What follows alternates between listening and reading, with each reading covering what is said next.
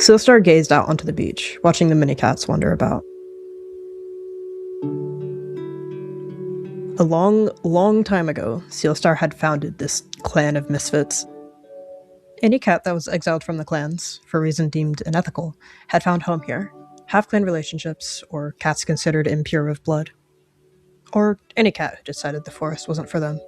This was a safe space. Glancing over to a blur of blue fur in the distance, Sealstar got to his paws and patted over.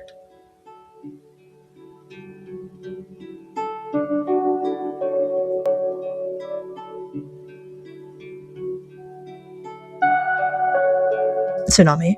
Sealstar dipped his head in greeting to his son. Good evening, Sealstar. How are you doing on this fine afternoon? He responded with a soft purr.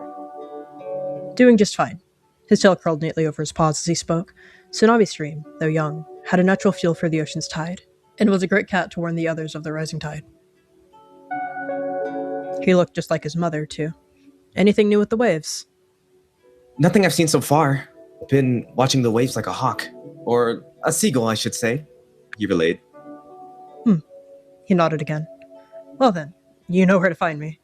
He gave his kin an affectionate lick on the shoulder before patting away in search of another cat.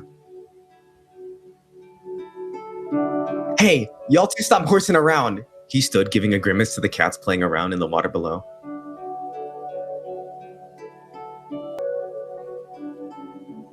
She smiled, trying to find her father around. She squinted.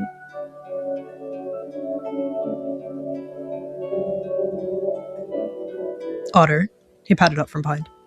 The Tom looked back and forth between the two felines. Otterpup really was the spitting image of her father. Ah! She yelped, almost falling down. She chuckled. Oh, hi, Pa. Sealstar. She stammered. He nipped into her scruff and precautiously pulled her from the edge. Hi, daughter. He wheezed, calming down from the near incident. Any news? Well, not much. But I saw Magpie throw a pebble down to Shellier. She snickered. You know your eyes are supposed to be on the exit of the cave, right? He glanced over, giving a side eye. Yes, sir, he stammered, turning around. He was so getting back at Otterpop for that later, he thought. Yeah. But how are you, Pa? I mean, Sealstar, have you been doing okay? She scanned her father. He is getting so old. His salt-crusted whiskers twitched. No different than usual. Days are a bit slow now with how many cats we've brought home. They seem to do well without a leader most of the time. Don't say that, she yipped. You've done so much, and you know this place better than anyone here. Her ears drooped. Right, Magpie? Huh? The Tom turned his head.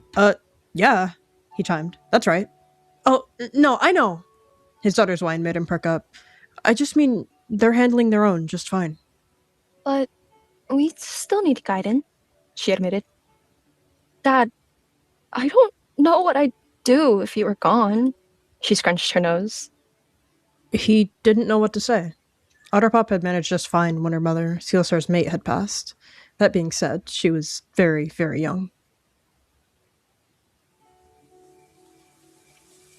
She leaned on her father's cat shoulder. I need you, she whispered. He let out a small purr. I'm not going anywhere. She opened her eyes. Do you need help with the clan? I could do whatever you need. Like, She doesn't know what her father does. Tell every cat here what to do. Like, tell Magpie to stop being such a grumpy cat, she chimed. He winced. Not really. Your mother was my deputy. I never wanted another cat to replace her, and it's not like we have any patrols that need to be sent. He tucked his paw along the stone beneath him. I'm not grumpy, he frowned. Not that grumpy, at least. He cleared his throat, turning his gaze back to the entrance. He snickered, but looked back to her father. But what about... She didn't want to say it. The thought crushed her. What about when you're gone? Sealstar shifted a bit, not replying. Instead, he stood and flicked his tail for her to follow. Wrapping her tail around itself as it sat. When your mother and I found the beach, she devoted her time to guarding here, in this spot. Naturally, we decided to create the cave guards. As deputy, she oversaw them. She was the one they went to when any cat or thing was turned away. Now they respond to me. She looked up to the night sky. I miss her, she sighed. He glanced down at Otterpop, though didn't turn his head. Maybe they could respond to you. You've got her wit and determination. Are you sure? What if I get it wrong? And I fail and I mess up everything you built for this clan? She was panicking.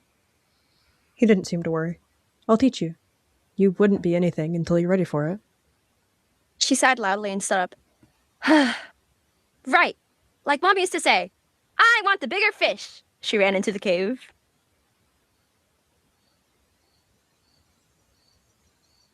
Okay, he snorted.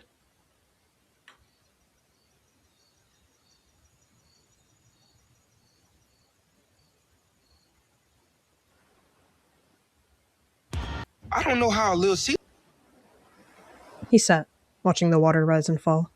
Similar to cave guards, tide catchers were a role of necessity. They caught prey for the clan, and the tide watcher, the safety net. His mate, Dewdrop, had brought along her former apprentice, and the two of them left the forest.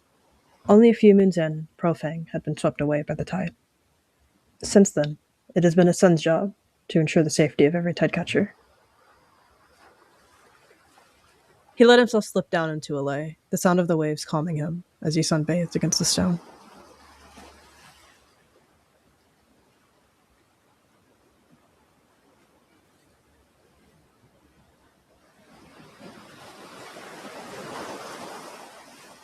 It snuck over to her father, swatting his tail to wake him.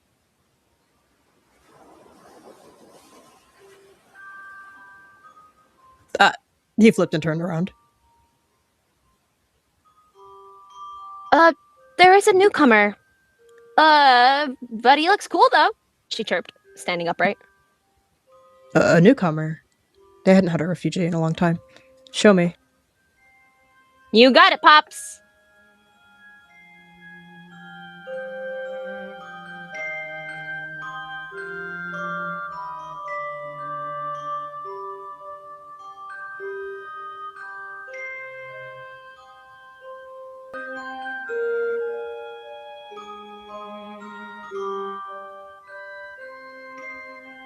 Who's there? He'd growl, watching the tall grass. Back up. Show yourself, stranger. His tail flicked. We mean no harm. We're only curious.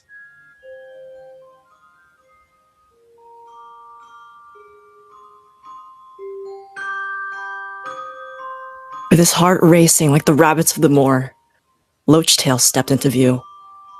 Your fur. You're from the forest, aren't you? You smell of oak. She wasn't all that afraid. Her eyes lit up. Howdy, she purred. Frankly, he looked like he'd seen a ghost once he met Sealstar's gaze.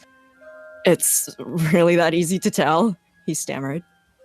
I'm from RiverClan. Do you think I don't know the other clans? The tip of his tail twitched. How did you find us? A little birdie told me of cats that walk among the land where the sun goes to drown, or something along those lines. She spoke up. That's really creepy. She squinted. So we've become a nursery tale. He seemed amused. Why are you here? Golden Star, his way of ruling over his clan, it's no way for a clan cat to live. He's far too strict about the code. He sees it as a tool to hold his power over our heads. Many would share your sentiment about their own leaders. You here to join? If that's okay with you? His chest began to grow tight. I could show you around, she chirped. But no funny business here, she huffed. Since you're my helper now, take this cat to the shores. He stood. Stranger, what's your name? A sense of relief washed over him. Otterpop certainly knew how to ease the tension. No funny business. Noted, he chuckled. You can call me Loachtail.